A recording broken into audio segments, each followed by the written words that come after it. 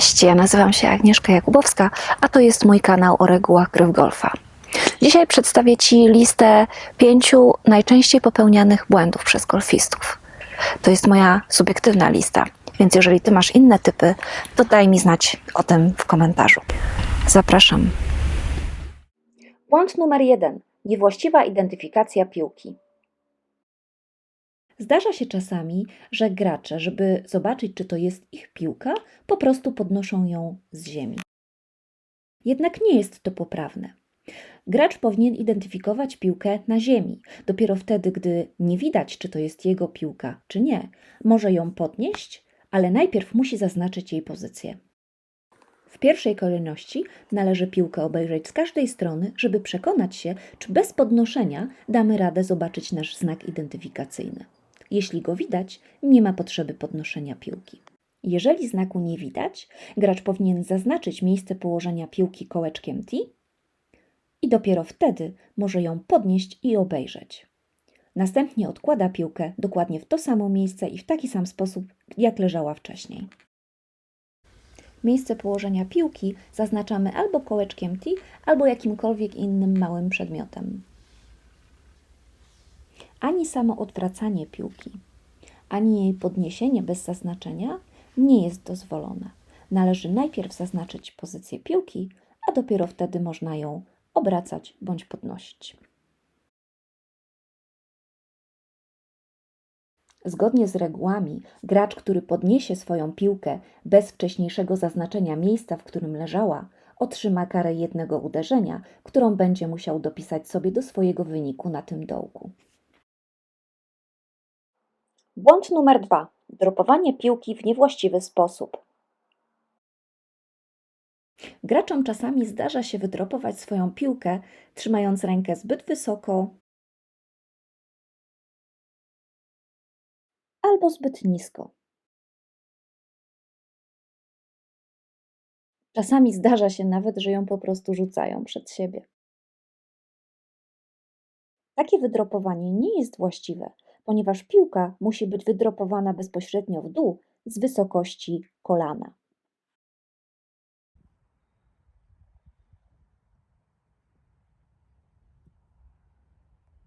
I tylko takie jej wydropowanie będzie prawidłowe. Jeżeli gracz wydropował piłkę w niewłaściwy sposób, to musi powtórzyć dropowanie. Powtarza do skutku. Może to robić tyle razy, aż w końcu uda mu się prawidłowo piłkę wydropować.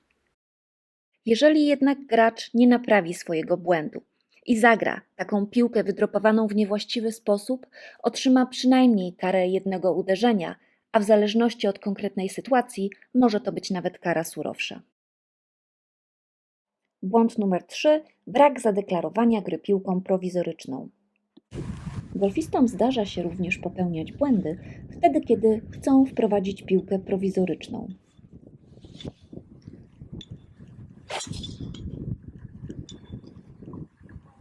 Nie wiem, czy tamtą znajdę. Zagram jeszcze jedną. Tamta chyba jest na aucie. Zagram jeszcze raz. Żeby skorzystać z procedury piłki prowizorycznej, przed wykonaniem uderzenia gracz musi wyraźnie poinformować, że zamierza zagrać piłkę prowizoryczną. Ale nie wystarczy powiedzieć: zagram jeszcze jedną, zagram inną piłkę, no bo co to właściwie oznacza? Gracz musi wyraźnie powiedzieć, że ta piłka ma mieć zupełnie inny status, że to jest tylko piłka wprowadzana na chwilę, że to jest piłka prowizoryczna, prowizorka, piłka tymczasowa. Zagram piłkę prowizoryczną. Po takiej deklaracji rzeczywiście nasza piłka będzie piłką prowizoryczną.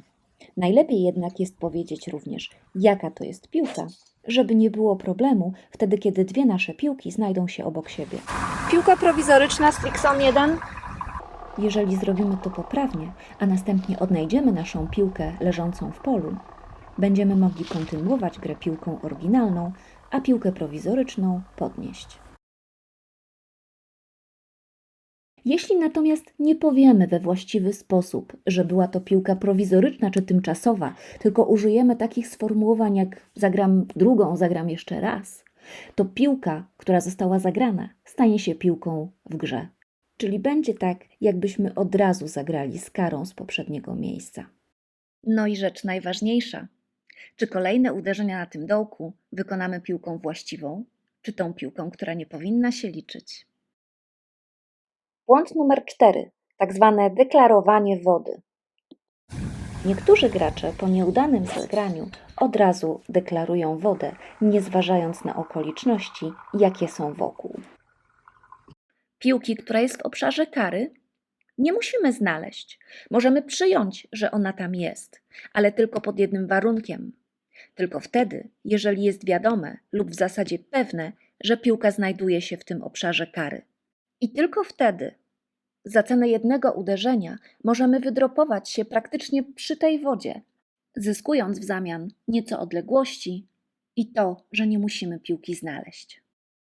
Coś jest wiadome lub w zasadzie pewne wtedy, kiedy albo rzeczywiście miało miejsce i ktoś to na przykład widział, albo racjonalnie rzecz biorąc, nie ma żadnej innej możliwości, czyli wtedy, kiedy przyjmujemy, że prawdopodobieństwo jakiegoś zdarzenia wyniosło przynajmniej 95%.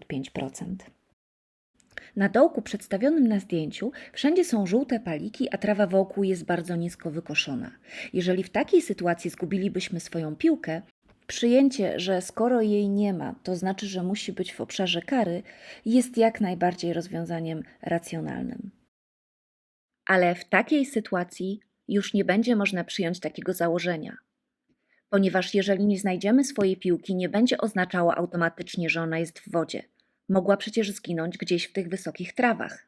I dlatego nie będzie można wydropować się przy wodzie, bo w takiej sytuacji nie wolno nam uznać, że piłka jest w obszarze kary.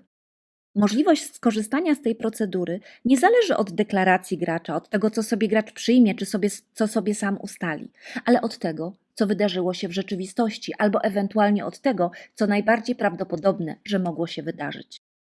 Jeżeli nie mamy żadnej gwarancji i nie wiemy, czy nasza piłka jest w obszarze kary, czy nie, Musimy przyjąć dla siebie bardziej niekorzystną wersję i uznać ją za zgubioną, czyli zagrać z poprzedniego miejsca z jednym uderzeniem kary. jeżeli gracz tak nie postąpi i wydropuje swoją piłkę przy wodzie, pomimo że nie ma żadnej pewności, że ona znajduje się w obszarze kary, będzie to zagranie z niewłaściwego miejsca. Karane jest to 2 uderzeniami w formacie stroke play, a przegraniem dołka w formacie match play. Przy czym w formacie stroke play, jeżeli gracz uzyskał przez to nadmierną przewagę, to musi naprawić swój błąd, bo inaczej zostanie zdyskwalifikowany. Taka nadmierna przewaga zależy od sytuacji, ale jeżeli przez to zyskał na przykład 150 metrów na dołku, no to oczywiście jest to nadmierna przewaga. Wtedy 2 dodatkowe uderzenia nie wystarczą, ponieważ nie wiemy, jakby potoczyły się losy tego gracza na tym dołku. Gracz musi cofnąć się na właściwe miejsce i rozegrać ten dołek stamtąd ponownie. Ale jeżeli gracz nie zyskał jakiejś nadmiernej przewagi grając z niewłaściwego miejsca, to 2 uderzenia dodatkowe jako kara wystarczą. Błąd numer 5. Piłka prowizoryczna po zagraniu do wody. W niektórych przypadkach, kiedy gracz zagra piłkę do obszaru kary, ale nie wie, czy ją znajdzie, czy nie, chciałby zagrać piłkę prowizoryczną. Jednak nie może tego zrobić. Chodzi tu najczęściej o te przypadki, kiedy wiesz, że piłka jest w obszarze oznaczonym czerwonymi lub żółtymi palikami, ale nie chcesz jeszcze od razu podejmować decyzji, czy będziesz grał sprzed palików z karą, czy też jeszcze da się uratować sytuację, bo liczysz na to, że piłkę tam znajdziesz i da się ją zagrać. Generalnie granie piłki prowizorycznej jest jak najbardziej dobrym i rekomendowanym rozwiązaniem, ale w tym jednym przypadku, kiedy wiesz na 100%, że Twoja piłka jest w obszarze kary, jest to zabronione. Zapytasz pewnie, ale dlaczego? Przecież to jest dla zaoszczędzania czasu. No niestety nie można. I to przynajmniej z 2 powodów. Po pierwsze, piłkę prowizoryczną gramy stosując karę uderzenia i odległości. Dla prowizorki nie ma żadnej innej opcji, jest tylko zagranie z poprzedniego miejsca. A ty skąd chciałbyś zagrać to następne uderzenie? Z poprzedniego miejsca? Czy może jednak sprzed wody? Po drugie, co zrobisz wtedy, kiedy odnajdziesz swoją oryginalną piłkę, ale w takich warunkach, że nie będziesz chciał nią grać?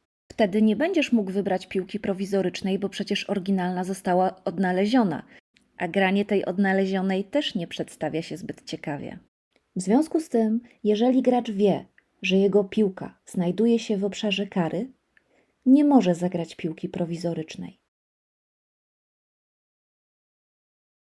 Jeśli to jednak zrobi, to jego piłka będzie traktowana jak piłka zagrana z poprzedniego miejsca z karą jednego uderzenia.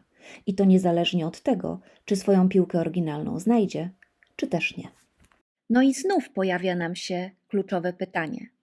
Którą piłką gracz będzie kontynuował grę na tym dołku? Czy piłką właściwą, czy piłką niewłaściwą? Czasami jest takie ukształtowanie dołka, że rzeczywiście wydaje się, że najbardziej rozsądnym wyjściem dla zaoszczędzenia czasu byłoby zagranie piłki prowizorycznej. Dlatego komitet turnieju albo danego pola może zmienić ten przepis i wprowadzić taką regułę lokalną, w której pozwoli na zagranie piłki prowizorycznej wtedy, kiedy piłka oryginalna jest w obszarze kary. Wtedy rozwiąże też te problemy, o których wspominałam. Napisze, skąd możesz zagrać i co masz zrobić wtedy, kiedy odnajdziesz piłkę oryginalną, a nie będziesz chciał nią grać. Pamiętaj jednak, że bez specjalnej reguły lokalnej bądź turniejowej nie wolno Ci zagrać piłki prowizorycznej wtedy, kiedy piłka oryginalna jest w obszarze kary. To oczywiście nie są wszystkie błędy robione przez golfistów w czasie rozgrywania rundy. Bardzo dużą ich grupę stanowią te związane z zagraniem z niewłaściwego miejsca, które sprowadzają się albo do odkładania piłki wtedy, kiedy należało ją wydropować, bądź odwrotnie, dropowania wtedy, kiedy należało ją odłożyć, albo też z wyznaczaniem w złym miejscu obszaru uwolnienia. Ale o tym dowiesz się więcej z mojej książki Poznać reguły. Znajdziesz ją w sklepach internetowych oraz na niektórych polach golfowych. Być może przygotuję o tym specjalny odcinek. Włącz koniecznie subskrypcję, żeby być na bieżąco. Jeżeli podobał Ci się ten odcinek, zostaw mi koniecznie łapkę w górę. Dzisiaj już się z Tobą żegnam. Życzę Ci dobrej gry i do zobaczenia na polu.